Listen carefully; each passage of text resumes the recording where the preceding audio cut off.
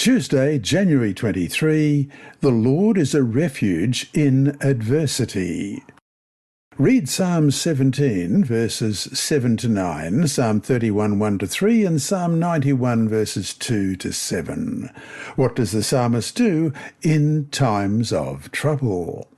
Psalm 17, beginning at verse 7, Show your marvellous loving kindness to your right hand, O you who save those who trust in you, from those who rise up against them.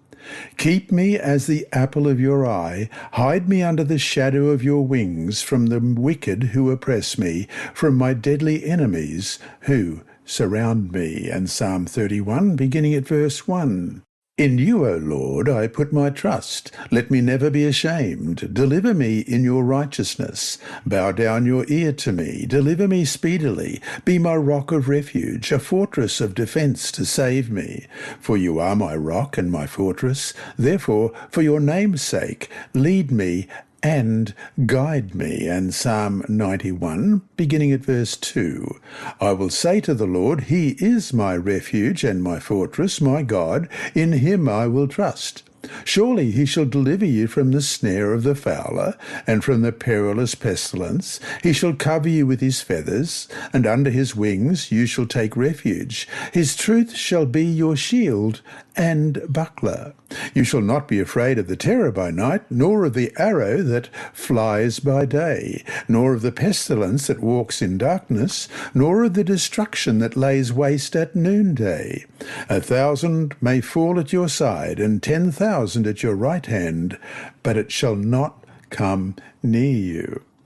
The psalmist encounters various sorts of troubles, and in them turns to the Lord, who is a refuge in every adversity.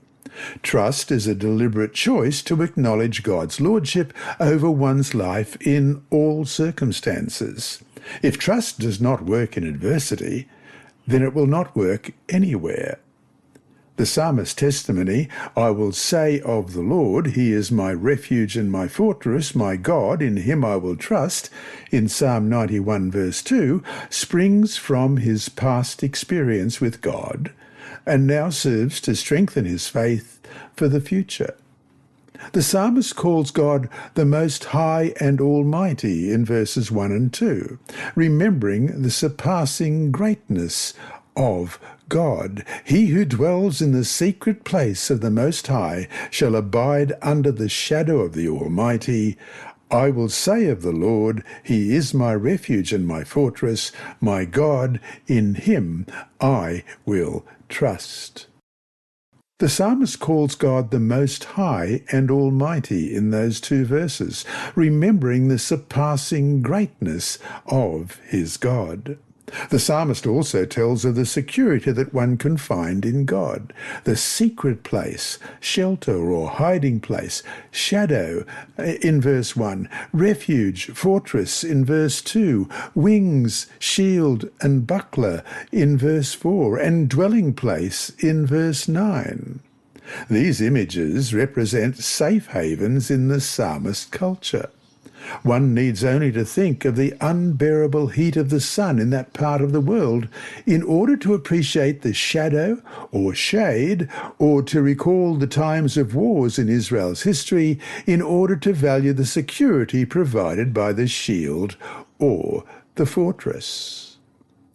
Read Psalm 17, verse 8, and Matthew 23, verse 37.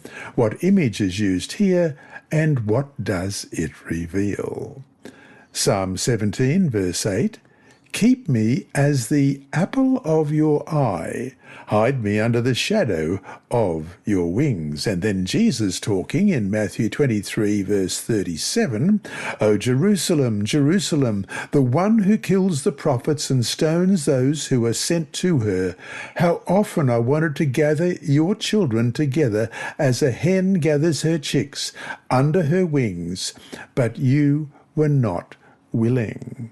One of the most intimate metaphors is the one that refers to being under the shadow of your wings in Psalm 17, verse 8.